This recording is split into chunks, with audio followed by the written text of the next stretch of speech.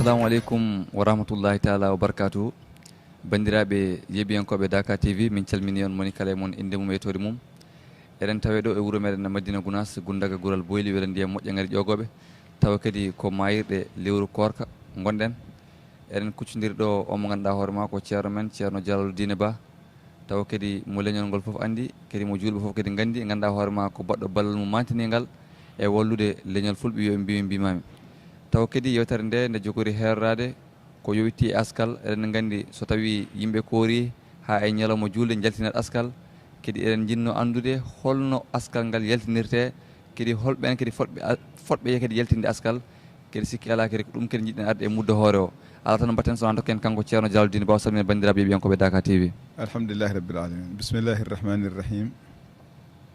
alhamdulillahi rabbil alamin, wassalatu wassalamu ala ashrafil mursalin sayyidina muhammadin wa ala alihi wa sahbihi ajmain. Bandiraɓe, min calmini on, min jettiri Allah ngal ɗo jokkodiral. Eɗen gueto famodirde hen ko abbiri e diine men e toɓɓere nde ganduɗa nde ko toɗɗinde o saaha fayande ko ɓoyata woni askal Muddo Hoore. Askal Muddo Hoore nelaɗo sallllahu alayhi wa sallam wi ko kañum farli ɗum e dow kala juulɗo. Askal Muddo Hoore ko hunde tengtude no feewi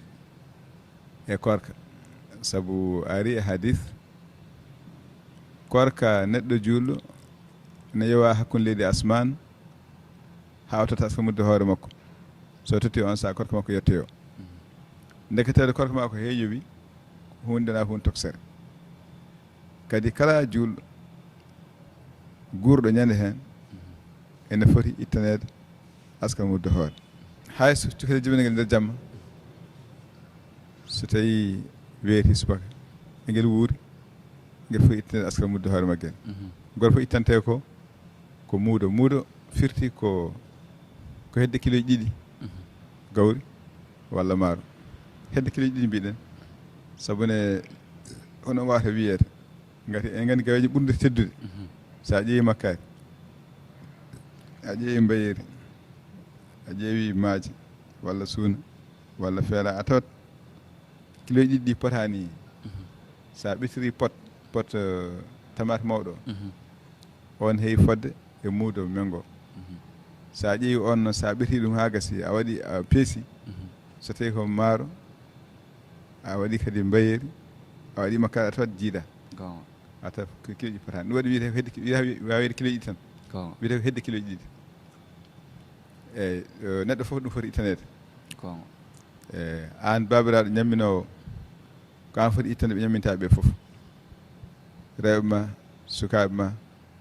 ɓe nehataɓe ganduɗa ɓe ko an defi ɗumen habaruji mumen, ɓen fof an foti ittandeɓe. Amma noon gaddaɗo mo totteɗa, jinnaɓe mum gaddanma tottuma, yani han ɗumen, ya janggen ɓe ko nandi hen, on jinnaɓe poti ittude Askal Muddo Hoore muɗum. Wona sabu wona an defi guura ɓen, ko jinnaɓe defi guura mabɓe. Ɗum waɗi ko ɓen poti ittandeɓe Askal Muddo Hoore mabɓe. Ko heddi ko enen jaaji tan no mbaɗen ni, jinnaɗo addana ɓiɓɓe, addana ceerno jangguinowo ɓuurani ɓiɓɓe mum tan woppidaɓe hen, woppida hen ceerno o. No ñamirta anda, no cafroto anda, no gonti anda. Ha Askal Muddo Hoore sena jinnaɗo yaltinta ɗum wona noon. Jinnaɗo foti yaltinde Askal Muddo Hoore ɓiyum janggoyɗo, ala ko haali kam ko heddi. Ceernajo wawa yaltinde Askal Muddo Hoore sukaɓeɓe foof, janggoɓe ɓe foof. Kanko waɗɗimo hoore makko e rewɓe makko e sukaɓe makko, ɓe jibini ɓe e jinnaɓe makko ɓe ganduɗa ngala te omo jogui. Kanko foti ñammindeɓe, kanko foti ittande Askal Muddo Hoore mabɓe. Ceerno, beele Askal Muddo Hoore o ko ene waɗi tan fotɓe ittude ɗumen, walla ala Allah kadi ne suuɓi kadi ɓen kadi fotɓe kadi yaltinde Askal Muddo Hoore, walla ala? Mi sikki no mbiɗen joni, mbiɗen ko kala juulɗo joguiɗo ñande hen ko wuuri ha ɓurti guura mum ñande hen, no itti Askal Muddo Hoore muɗum. ala gallo ala baso, kala ñande hen jogui ko wotti bontare mum ha timma ne heddiri, ko heddi ko ittane Askal Muddo Hoore ma. Beele Askal Muddo Hoore o neɗɗo ne wawi yaltinde ɗum o saaha, walla ala ene jogui ñalawma keeriɗo, walla kadi ene jogui kadi waktu kadi ɓuuraɗo yiɗede? Yo andi ɓen jogui hen konngudi, won wiiɓe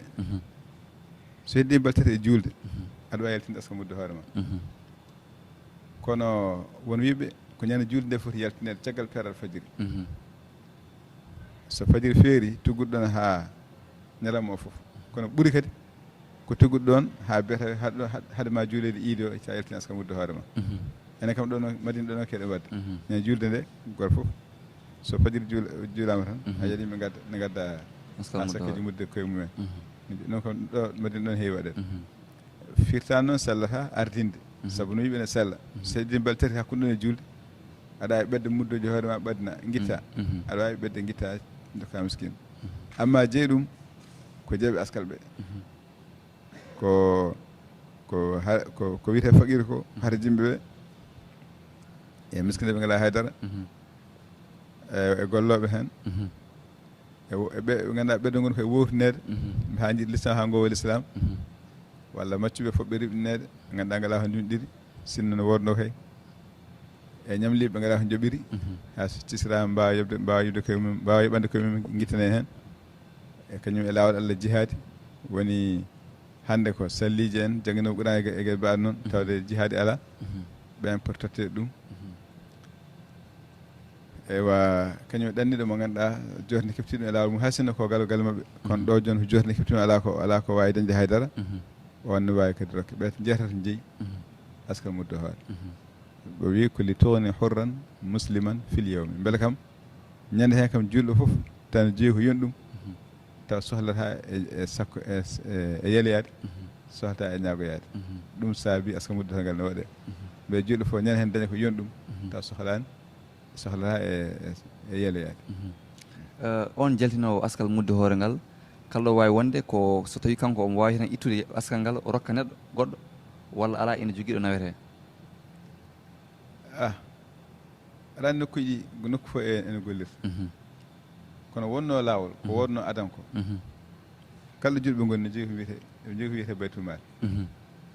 ɗon asakkeji fof kawrata ɗum noon kam ɓuuri wonde lawol saabu nokku o asakkeji jaltinteɗi ɗi miskineɓe ɓe nokku ɓe fof jeeyi ɗum miskineɓe ɓe fof jeeyi ɗum so tawi goto fof ittani hoore mum rokki miskine mo jiiɗi ne wawi enen tartanayi jokke miskine goto taw goɗɗo nanɗa heɓani heedara ɗum nunɗani kono so forinama ɗo gotel miskine ɓe fof bindama gandal no ɓe poti ma fecce goto fof heeɓa hen ko foti heɓde hen ko saabu won miskine mo ganduɗa ko faqir wiyete wona miskine ko faqir jomum ne jogui galle mum jogui sukaɓe mum jogui rew mum jogui foof te ala ko yoni ɗum ma dawa tan hoccinɗa daña ko waɗi saggini ɓen fof ɓuuri yurminede a tawa goɗɗo o haydara fawaki ɗum hay joom suuɗi mum fayda fawaki ɗum ala ko haali ko heddi ko miskine ni ko miskine ala haydara kono ala ko fawi ɗum fayda saabu hay dokko ɗum ɓiyum kañum felli jogade ɓiyum o mi andi o wawa jogade ɓenne goodi on ɓuurani yurmi oye ɓuuri yurminade ɗum wanno ɓuurɗo yurminade o fof ɓeydene saabu on ne jogui ɓesgu ha heewi o yala ɓesgu haydara ɓe gona goto ɓuurɗo hande heɓde ko heewi ko daña ko heewi kan dañde ko hakkindi daña ko hakkindi kañ dañde fodde goto fof daña fodde mum dal ɗum noon so renndaka wawa wonde foti ko renndede fof ha renɗo gotel on saaha goto fof ande ko jogui ande ko foddi totte ko foddi ko ɗum won lawol seno wuuro ngo wuuro ngo en kam Allah walli noon gollirten alhamdulillah rabbil alamin kono so dama wuuro ngo gollirani noon hankkadi jomum tinnoto e hoore mum yaltina aska ngal ha laaɓa ƴeewa miskine ha andi ɓe hen totta ɗumen woto wino attata bande en tan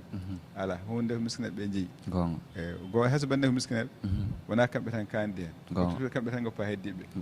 ya andi ko miskineɓe jeeyi goppa heeɓa hen ceerno hol erang ma watta faade dendagal bandiraɓe hirjindeɓe e gam kadi yaltinde o ganduɗa hoore ma oɗo farilla mo Allah farilla en woni askal muddo hoore ngal eyyi ɗum kam ko ne sikki ala kala neɗɗo bakkili ho lewru ndu ha timmi woni yela mum e sago mum ko yo Allah jaɓan ɗum sabu ndu so neɗɗo horindu ha timmi Allah jaɓanima korka ma ene wawi wonde sababu aduna ala akhara ma fof moƴƴa hen aduna ma ala akhara ma fof moƴƴa hen ɗum waɗi goto fof ne rerɗi e heɓde ndiɗo lewru julɗo fof ne rerɗi e dañde ndu lewru so lewru darima a yiyat yimɓe fof coftana jamaji coftana dewe Allah coftana e moƴƴereji jokkere enɗam jokkodiral eɗo kirde e wadde gueɗe ɗum firten ko goto fof yiiɗi moƴƴere wonde hen nde so teno a andi moƴƴere ma nde wonande e lewru hende a heɓata ɗum sona a waɗ nde ɗo hunde nde hunde ma jarane wadde hay sinno haalnaka gonga ɓay naynoɗa sallam wi korka neɗɗo julɗo ne yowa hakkunde liɗɗi asman ha joom yaltina askal muddo hoore mum ɗon ɗa yaltina korka ma ne yowa ɗon yetteyaki ndeke askal muddo hoore ngal a watta ngal laaci a watta ngal caggal goto fof tinno ha yaltina askal muddo hoore ngal kadi wona wonde ene satti so tawi a jogui gawri jaltinta so jogui maaro jaltinta ko ɓuuri ñamede nokku he ko ɗum ɓuuri yaltinede won nokkuji ni ɗo ganduɗa ɗi sa hokki hen miskino gawri walla maaro a lori ɗum rokku ɗum haalis ko ne wawi wonde haalis ne wawi wonde haalis sa ƴeewi joom kañ ɗannyankoɓe